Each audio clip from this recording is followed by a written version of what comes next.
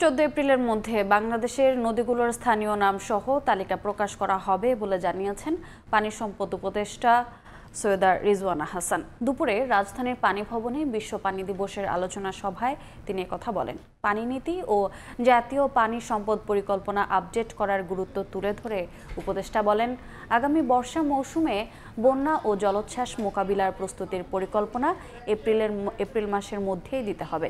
এছাড়াও পানি উন্নয়ন বোর্ডের প্রশাসনিক সংস্কারের প্রয়োজনীয়তার কথাও বলেন রিজওয়ানা হাসান। যে আমরা তো যেভাবে আলোচনা করি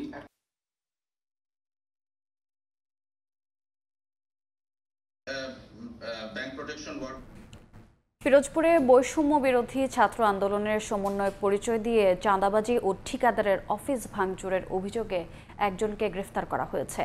পুলিশ জানায়, শহরের পৌরসভার পেছনে নির্মাণাধীন মডেল মসজিদের ঠিকাদারের কাছে 20 লাখ টাকা চাঁদাবাজির অভিযোগ ওঠে বৈষম্য বিরোধী ছাত্র আন্দোলনের সমন্বয়ক পরিচয় দেয়া মুসাব্বির মাহমুদ সানির বিরুদ্ধে। চাঁদা না দেয়ায় শুক্রবার দুপুরে ঠিকাদার অফিস ভাঙচুর ও সেখান থেকে 5 লাখ টাকা লুটেরও অভিযোগ ওঠে।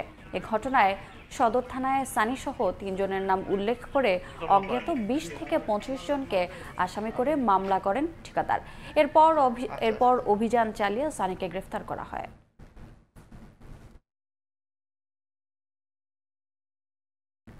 বান্দরবানের সীমান্ত এলাকায় মিয়ানমার থেকে ছোড়া গুলিতে 2 বাংলাদেশি যুবক আহত হয়েছেন।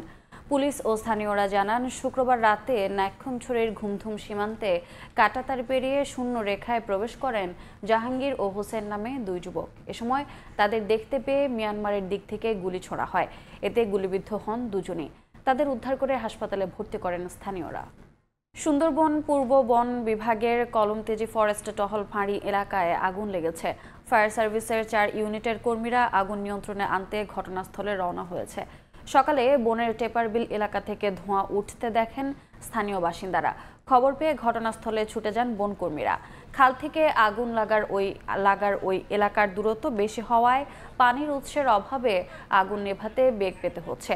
আগুন যেন ছড়াতে না পারে সেজন্য চারপাশে ফায়ার লাইন কাটা শুরু করেছেন বনরক্ষীরা। খালে জোয়ার হলে আগুন নিয়ন্ত্রণে নৌপথে পানির পাম্প নেওয়া হবে বলে জানান তারা। 2 সপ্তাহের মাথায় আবারও লিবিয়ায় বাংলাদেশি যুবকের মৃত্যু হয়েছে। এবার দালালদের নির্যাতনে প্রাণ গেল মাদারীপুরের সজীব সর্দারের। স্বজনদের অভিযোগ, শিবচরের চানমিয়া সর্দারের ছেলে সজীব সর্দারকে ইটালি নেয়ার প্রলোভন দেখায় সদর উপজেলার দালাল বোরহান ব্যাপারী। 4 মাস আগে সজীবকে সরাসরি ইটালি না পাঠিয়ে লিবিয়ায় পাঠায় দালাল চক্র। সেখানে বন্দিশালায় জিম্মি করে নির্যাতনের ভিডিও পাঠিয়ে পরিবার থেকে দফায় দফায় আদায় করা হয় মুক্তিপণ। আরও মুক্তিপণ দাবি করলে পরিবার না দেয়ায় ব্যাপক নির্যাতন করলে অসুস্থ হয়ে পড়ে সজীব। গত 19 মার্চ লিবিয়ার একটি সড়কের পাশে সজীবকে ফেলে রেখে যায় দালাল চক্র। পরে চিকিৎসাধীন অবস্থায় মারা যায় সে। এবারে খেলার খবর। ভারত বাংলাদেশ লড়াই ছাপিয়ে হামজা উন্মাদনায় মত্ত ভারতীয় সমর্থকরা। ভারতকে সমর্থন করলেও হামজার সঙ্গে দেখা করতে চান তারা। ফ্রেমবন্দি হতেও গুনছেন অপেক্ষার ক্ষণ। শিলং থেকে তাজিন খন্দকারের রিপোর্ট। দেশ থেকে দেশের বাইরে কোথায় নেই হামজা চৌধুরীর উন্মাদনা। বাংলাদেশ ছাপিয়ে এখন মেঘালয়েও ছড়িয়ে পড়েছে সেই রেশ। প্রতিপক্ষ ভারতেও হামজা বন্দনায় মুখর তার ভক্তরা। ঘরের মাঠে ম্যাচ, তাই এমনিতেই বাড়তি সুবিধা পাবে ভারত। তার উপর হোম গ্রাউন্ডে আগে থেকে অনুশীলন করে নিচ্ছে বাড়তি সুবিধা। বাংলাদেশ ম্যাচের আগে মালদ্বীপের বিপক্ষে প্রস্তুতি ম্যাচ কিংবা দক্ষিণ এশিয়া ফুটবলের সবচেয়ে বড় তারকা সুনীল ছেত্রীকে ফেরানো, সবই করছে ব্লু টাইগাররা কেবল হামজাকে কেন্দ্র করে। মাঠে লড়াইয়ের আবহ, তবে ভক্তরা মুখিয়ে ইপিএল কাঁপানো ফুটবলার হামজা শৈলীতে মুগ্ধ হতে। বাংলাদেশ দল নিয়ে খুব একটা ধারণা নেই ভারতীয়দের, কিন্তু তারা হামজাকে চেনেন ঠিকই। জামাল তপুদের নিয়ে কোনো আগ্রহ না থাকলেও ঝাঁকড়া চুলের এই জেন্টলম্যানকে নিয়ে আগ্রহের কমতি নেই ভক্তদের। ইংলিশ প্রিমিয়ার লিগ খেলতো, এখন নতুন বাংলাদেশে জয়েন হয়েছে। যদি বাংলাদেশের পারফরমেন্স তার দেখি নাই, এখনো খেলি নাই, খেলা দেখি নাই, নতুন খেলতে আসছে। যদি খেলা ভালো হয় আমরা ওরকমভাবে বাংলাদেশের সাপোর্টার আছি। দীর্ঘ 9 মাস পর ভারতীয় লেজেন্ড সুনীল ছেত্রীর অবসর ভেঙে দলে ফেরায় এশিয়ান কাপ কোয়ালিফায়ারের এই ম্যাচ যে বাড়তি উন্মাদনার তা মানছেন ভারতীয় সমর্থকরাও। এই ম্যাচে হামজার খেলা ভারতের জন্য হবে চ্যালেঞ্জিং। তবে সব হিসেব নিকেশ পাশে রেখে হামজার সঙ্গে ফ্রেম বন্দী হওয়া কিংবা তার সঙ্গে একটি মুহূর্তে সাক্ষী হতে উন্মুখ ভারতীয়রা।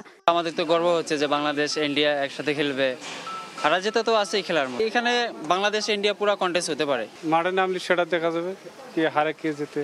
এর আগে হামজার সঙ্গে দেখা করতে টিম হোটেলেও ভিড় করেন স্থানীয় সমর্থকরা। তাজিন খন্দকার, সময় সংবাদ, শিলং, মেঘালয়। এই ছিল সময় সংবাদে, সঙ্গে থাকুন সময়।